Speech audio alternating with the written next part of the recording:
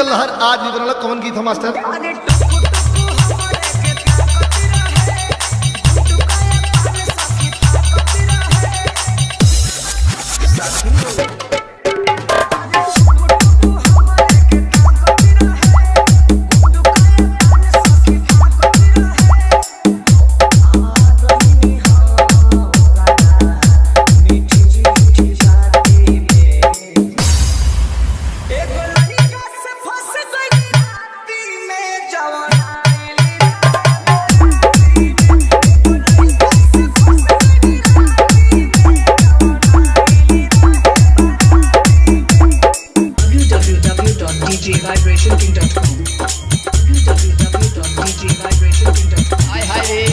शुधु पटेल बेनीपुर, शुधु पटेल बेनीपुर।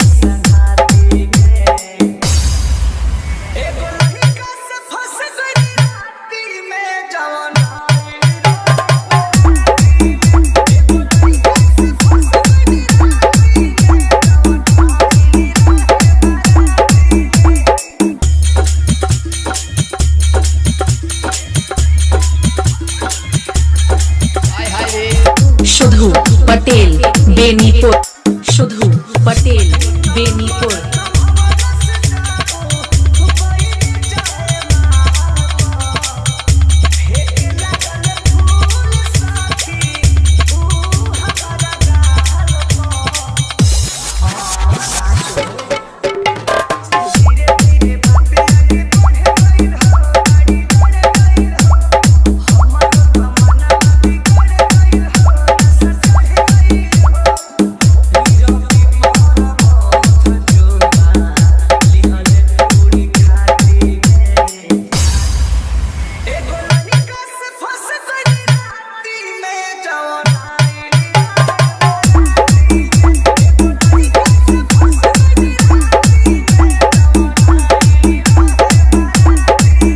अगर आप अपने नाम का डीजे मिक्सिंग करवाना चाहते हैं तो संपर्क करें शुधु। इनका मोबाइल नंबर है 9120553982।